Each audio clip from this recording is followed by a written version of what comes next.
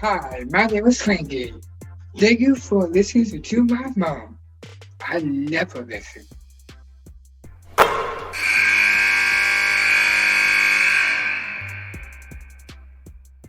Charlise Dunn is one of the top players in the A10. She plays at Davidson and is a versatile inside-outside scorer. Charlise, thank you for being with us. Thank you for having me. Listen, I got to see you play in person at NC State. You guys almost pulled off the upset. And since then, you've won 7 of your last 9. So there's something about the NC State game that kind of put it all together for you guys. What was that?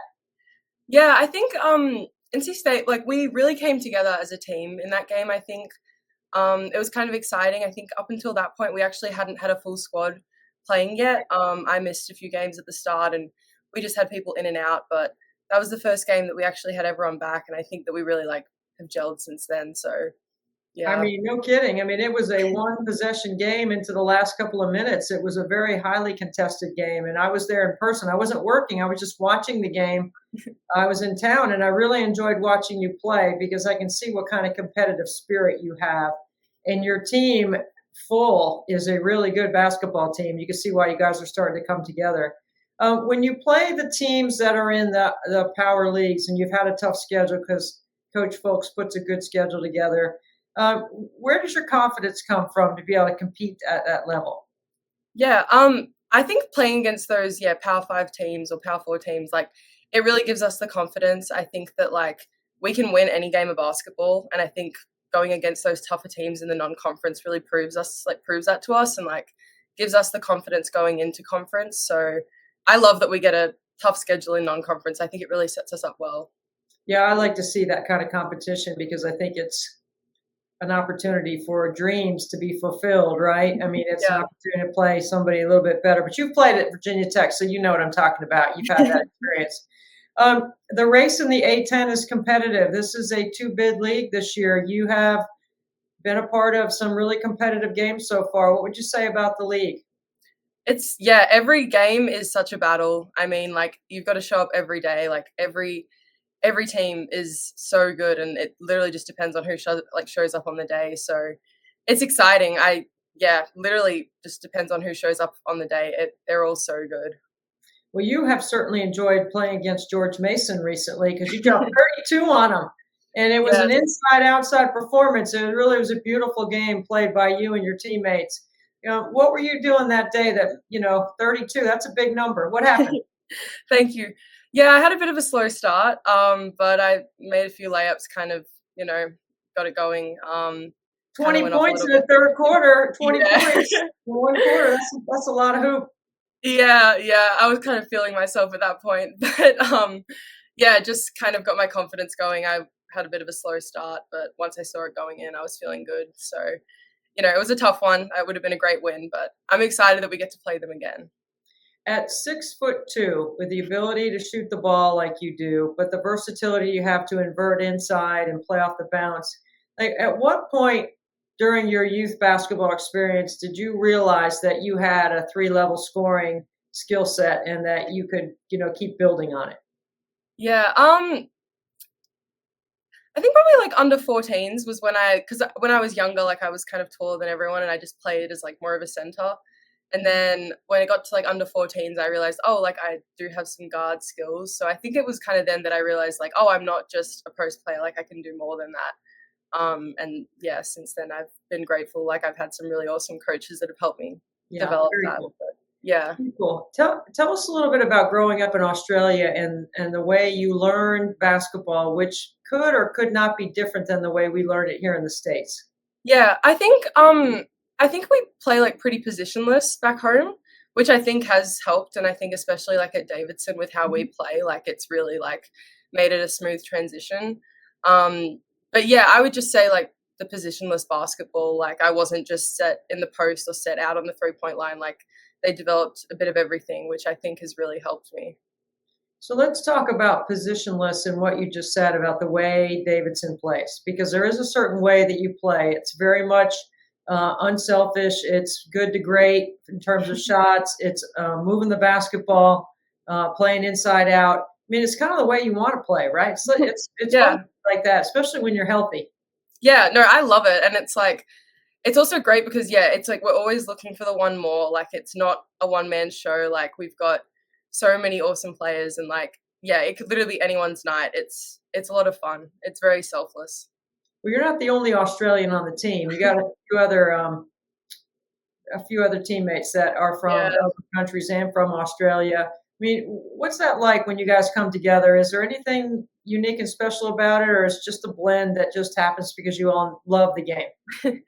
I just think it's a great blend. I think that it is like helpful. We are so international. Like I love that about our team. But yeah, it's a great blend, and I think we really gel well together. Yeah, there's 5 Australians and 3 other girls from 3 other countries. So there's a mix. We got more internationals than Americans this year. You know, I was reading a study that says recently that there are 1 out of every 10 players in the United States playing D1 basketball is an international player. When you think about that, it seemed like it was a high number, but then when I started thinking around the country about the teams that I cover and the basketball that I watch, it Yeah. doesn't seem like it's that far out of the ordinary.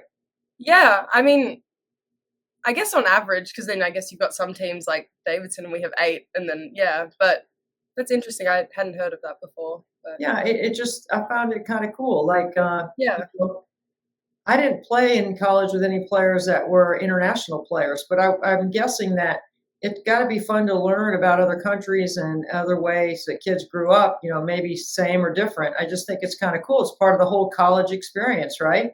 yeah. You had a Virginia Tech experience. Now you have a Davidson experience. So you've been in 2 different places. Not to compare the two, because I'm not asking you to do that, but when you get an opportunity to play in different places with different people, doesn't that help you overall grow as an individual? For sure. Yeah. I'm very grateful for the experiences I've had, but yeah, like it's awesome. I feel like I've grown so much. And just been surrounded by so many different people as well. Yeah. Well, I know you're on the radar for some other things, right? I mean, you've got some college eligibility left, but you also have aspirations to play professionally. I know from talking to you that that's something that you have wanted to do. Does Mhm. Sandy Brondello have you on speed dial yet? I don't think so, no. Sandy Brondello is the head coach of the New York Liberty, but also Yeah. has been the Australian Olympic coach. But you're in the youth programs there. Like, where are you in those? You know, like we know what kind of system we have in the United States. Explain what Australia has, because there are a lot of Australian players playing over here that are in the Australian pipeline, if you will. Yeah, yeah. Yeah, well, we have like the national junior teams growing up. So, I played, well, COVID kind of cancelled some of that stuff, but there's normally like under 17 worlds, under 19 worlds.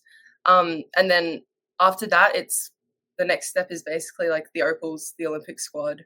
Yeah. So that's kind of like my goal. That would be awesome. But yeah. That's like a dream out there, right? I mean, Yeah. it's something that you're thriving and striving for every day. When you watch the Opals play, is there a particular player that we might be familiar with that maybe you've modeled your game after, or any player that maybe you've modeled your game? Um, well, she didn't play in the last Olympics, but Beck Allen, I love watching her. Yeah. Steph Talbot, I love watching them play. Those are 2 players that you have the same size, a very similar skill set. What do you Thank you. do to achieve what they've achieved so far? I think I just got to keep working. Like they're incredible athletes, so just I don't know, head down in the gym, keep grinding. What's your day-to-day like right now, Charlise, while you're in the middle of season and you're trying to, people do lift weights during this time of year to maintain some strength. It's not like you just don't go in the weight room at all. Give us a little balance of it. Yeah, I mean, we've also just started back with classes, so that's something that I've got to do as well. But yeah, I'm lifting maybe twice a week. I'm still like rehabbing because I came back from an injury this year, so I'm still rehabbing once or twice a week, and then obviously we've got practice and getting extra shots up. But yeah, I think we're like in the weight room like twice a week at the moment. Yeah. And then to balance that out with getting a lot of the shots up, like Davidson has great facilities, so Yeah. you can go anytime you want pretty much and shoot, right? Yeah, literally whenever. Do you have the secret code or a special key or a thumbprint or something that gets you into your facility? I have my cat card that gets me in. Yeah. they can keep track of you that way, right? Yeah. Yeah, that's cool. Mhm. Well, we wish you well. I'm so Thank you. grateful for your time. I love having you on the podcast. I'm so glad I got to see you excelling at a high level playing this year. And we wish you the best as you move forward into the rest of your season. Thank you. Thanks for your time. Good to see you. Thanks, Charlise. That's Charlise Dunn from Davidson.